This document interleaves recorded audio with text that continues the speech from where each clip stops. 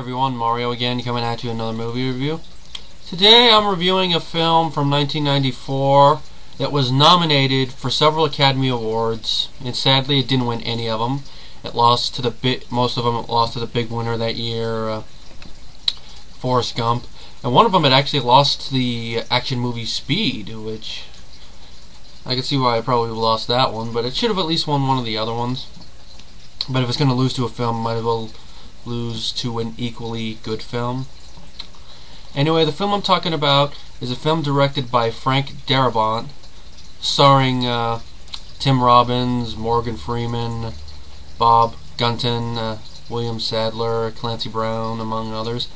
Based on a novella by author Stephen King.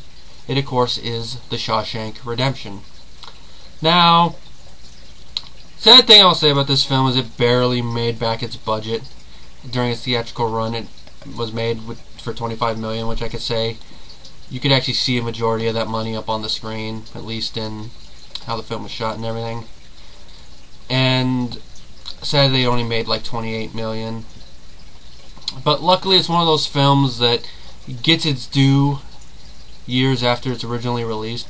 I mean, critics obviously saw the magic in the film at first, because it was critically praised. And let me check I'm going to check the Rotten Tomatoes score real quick.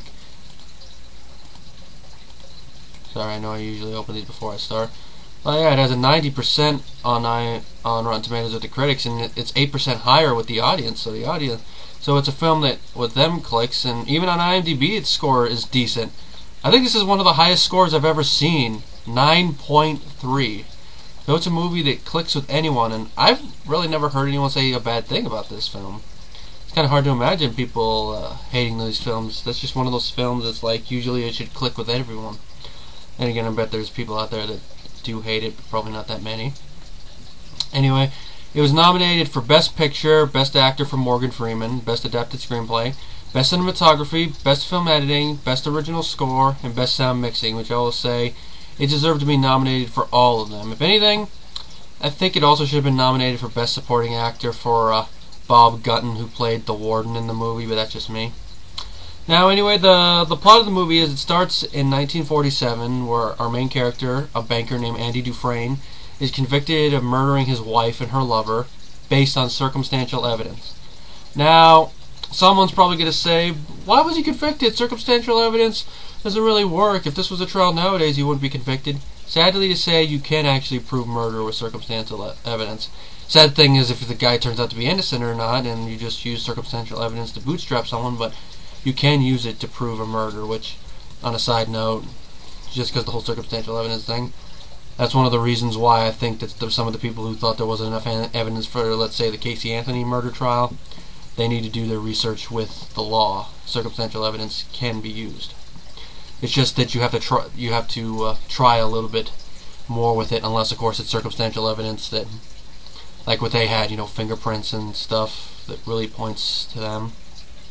Anyway, off that subject. Now, Andy is sentenced to 2 consecutive life terms, and he's sent to Shawshank State Prison. There he quickly befriends a contraband smuggler named Ellis Boyd, played by Morgan Freeman, who is also serving a life sentence. They don't become friends at first, but they eventually do. And it's over a few small things I don't want to spoil, but eventually Red does smuggle in a few things for Andy at his request. One's a rock hammer, another one is a large poster of Rita Hayworth. And then, of course, years later, he gives him one of Marilyn Monroe and even one of Raquel Welch. Now, at first, Andy works in a prison laundry, and he's assaulted by the sisters and their gang Boggs, which is basically they're the guys that rape people in the prison, in case you're wondering. Now, 2 years after he's been in the prison 2 years, Andy kind of befriends one of the guards, Byron Hadley, played, of course, by Clancy Brown, because he's complaining about taxes that he's going to have to pay on an inheritance. Andy helps him in a small way, he helps him by telling him something why he'd be able to keep all of it.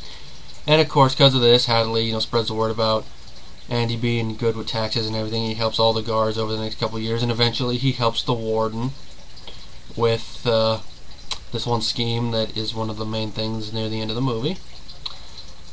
Now, in 65, another inmate named Tommy comes in for burglary. He becomes kind of a friend with them, and Andy even helps him.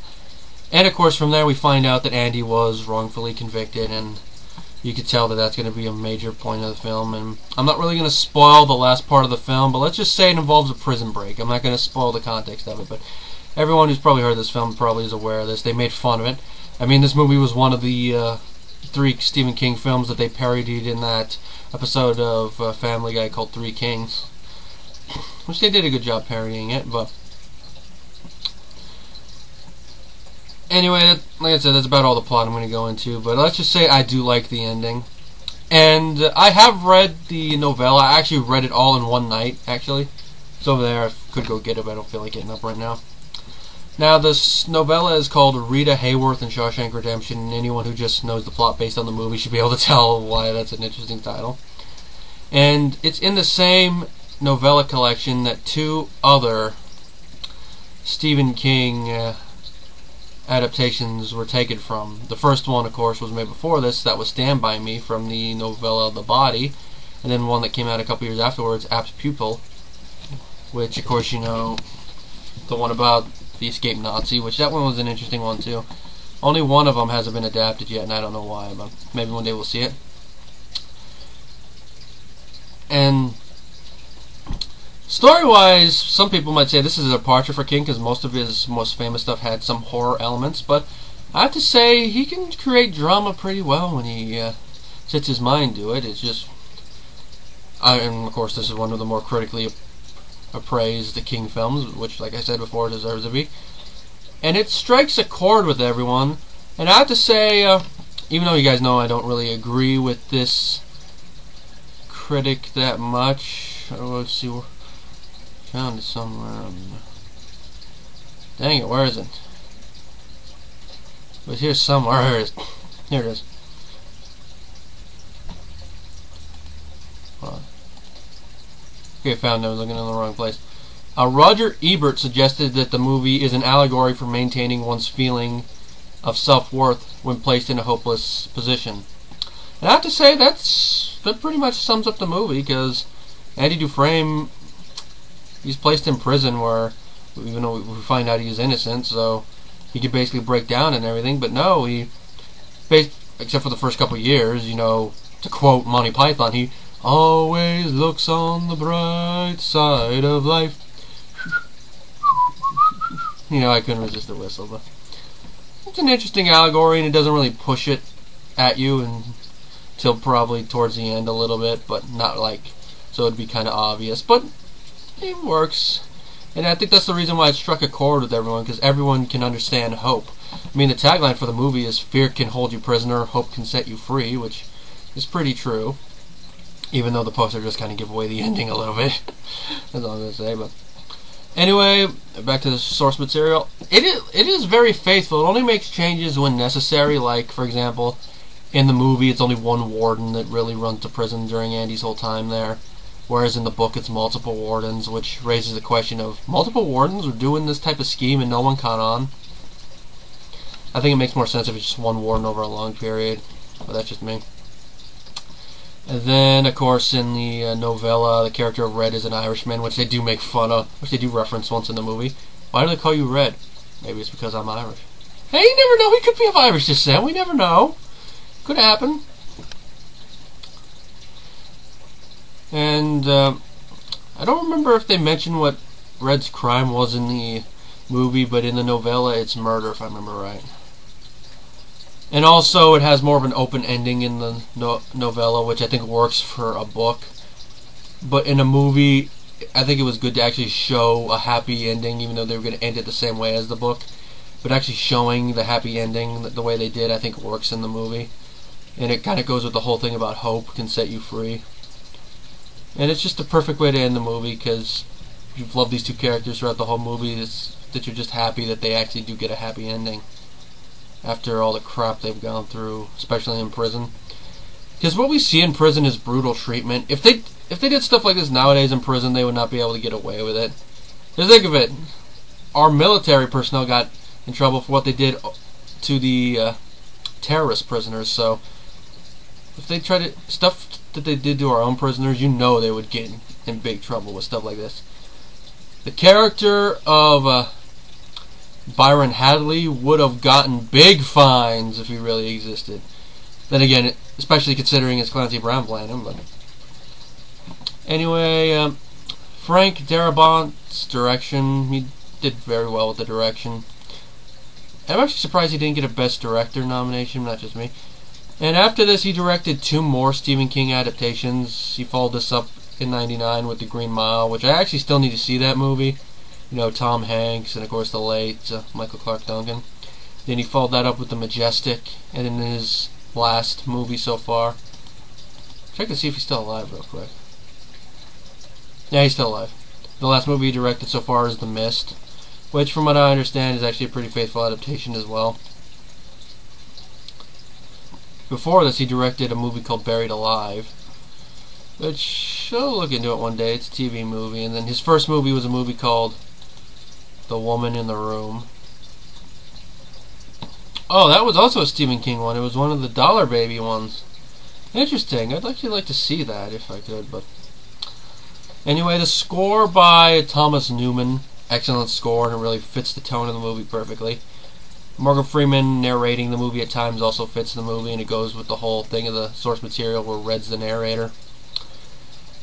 The movie's 142 minutes, and it moves at a pretty good pace. You may never really feel bored throughout the whole thing. And acting-wise, you love it. Tim Robbins is Andy Dufresne. He perfectly fits that character, and you identify with him the moment you see him. You're like, okay, this is not going to end well for him at first, but then throughout the whole movie, you really cheer him on, especially when we find out he is innocent. Morgan Freeman was perfect as Red, even if it goes against the ethnicity of the character in the source material. We just don't care.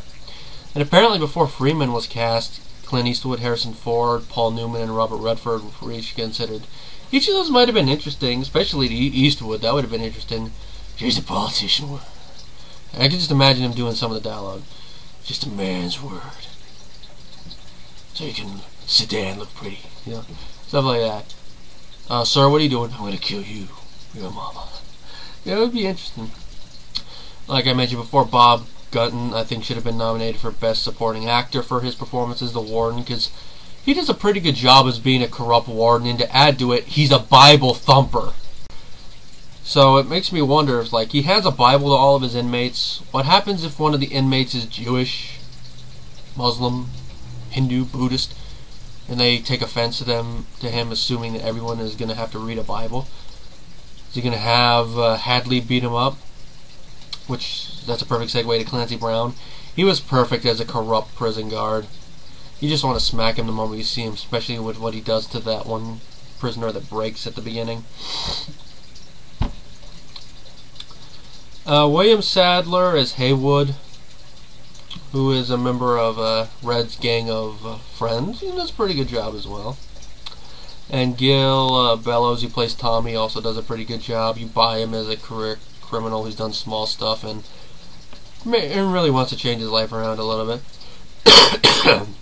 And we got James Whitmore playing an elderly convict who's also the prison librarian in Brooks. You really believe him as a guy who's been in there a long time, and you wonder, why the heck is he still in there? He seems like a guy who is truly reformed. Why is he still in prison? So you probably think, no, he probably did a lot of stuff. Bad stuff. And there's another thing that the movie kind of raises. It's the whole thing about the life sentences for certain people, especially if it's done at certain ages. Now, if you were to get a life sentence, let's say at the age of 18 or 20, you know, very early on, it makes you wonder, why the heck would they give it to you without parole? Just think about it. This person you were at 20, with probably a few exceptions, it's not going to be the same person you are when you get to be, let's say, late 30s, early 40s, or even your 50s. You're going to change in that time period. I mean, I'm really not the same person I was when I graduated high school. I've matured a lot since then, mentally mostly, but you see, you're going to change with time. So it kind of makes you wonder the whole thing about the life sentence, about whether they should really give it to the younger people. I mean, For some people, it's understandable. You know, those people that are indoctrinated into certain places, and you know they're not going to be able to change, or it's going to be extremely difficult. Or people who are just psychopaths, stuff like that. That's understandable.